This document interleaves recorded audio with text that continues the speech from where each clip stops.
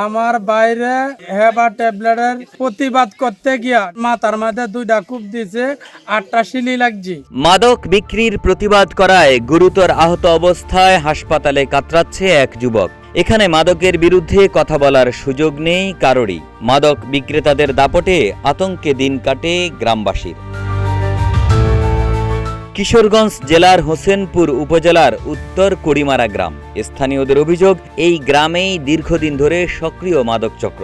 অভিযোগে নাম এসেছে মোহাম্মদ সোহাগ মিয়া ও তার সহযোগী নাইম মিয়া সহ আরও কয়েকজনের। স্থানীয়দের দাবি, এই চক্র প্রকাশ্যেই মাদক ব্যবসা চালিয়ে যাচ্ছে। সোহাগের ভাই বই নেওয়ার লাগে আইয়ে পরে সোহাগ্র আমি কইছি যে ভাই তুমি হইছো আমার ছোট ভাই, তুমি মনে করো আমার এলাকার জন্য দুধ তুমি এরকম শৃঙ্খলা করো, তা আমারও তো সন্তান আছে, তোমারও তো সন্তান আছে, এর মতো হইতে পারে, তা তুমি ভাই তোমার কাছে ক্ষমা চাই, তুমি এরকম কাম করো না, তুমি কাজ করো খাও, তুমি যদি না খাই তোরা কাম করিয়া তোমরা 10 জনে তোমার দেখবো, তো তুমি বড়ি বেচাটা ছেড়ে দেও। ছেলে দিতাম স্কুল, আমার ছেলেরে হ্যাঁ মাদক ধরাই দিছি, বুঝলেন। আমার ছেলেরে হ্যাঁ নিয়ে টিহার লুপ দেহায়া ছেলেরে লয়ে ঘুরে, আমি তার নিষেধ করি, হ্যাঁ নিষেধ মানে না। প্রতিবাদ করলেই শুরু হয় হুমকি ধমকি। অনেকেই ভয়ে মুখ খুলতে চান না। এলাকায় শান্তি ফিরিয়ে আনতে প্রশাসনের জরুরি পদক্ষেপ দাবি করেন স্থানীয়রা। আমরা এলাকাবাসী যাতে নিরাপদে থাকতে পারি, এই যে মায়ের জুলুমের শিকার না হই, এইটা যাতে আপনাদের মাধ্যমে আমি তারেক জিয়া স্বরাষ্ট্রমন্ত্রীর কাছে বার্তা পাঠাইতে চাই। দয়া করিয়া আমরা যদি নিরাপদে থাকতে পারি, বসবাস করতে পারি, মা বোন নিয়ে, এই ব্যবস্থা আমরা করে দেবেন। আমার ঘরের বাড়া দেখে চলাফেরা করতো তারা।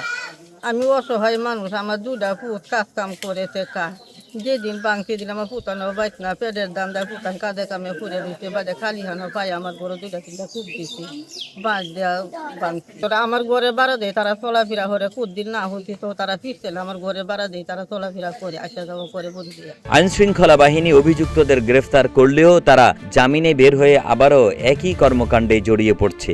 এতে আরও বেপরোয়া হয়ে উঠছে চক্রটি, আর সাধারণ মানুষ হয়ে পড়ছেন অসহায়। আমার ভাই অহন গুরুতর অসুস্থ, বাঁচে না না বাঁচে এটা আশঙ্কাজনক। মাসে হেবা ট্যাবলেট বেচে, এরা যে গুন্ডা ফান্ডা সন্ডা মন্ডা আছে, এই লোক ঠিক আছে, এই লোক মনে বাড়ি ঘর হামলা করছে, কুবাইছে, ঠিক আছে।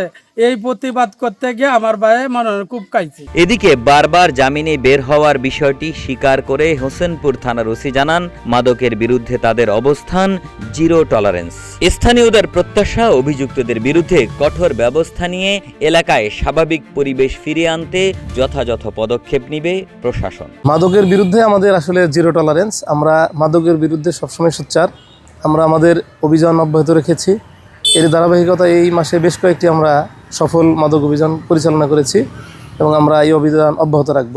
যে বিষয়ে অভিযোগ পাওয়া গিয়েছে, সে আসলে তার বিরুদ্ধে একাধিকবার পুলিশ, ডিবি পুলিশ গ্রেপ্তার করেছে এবং সে জামিনে এসে পুনরায় একই ব্যবসায়ী করে।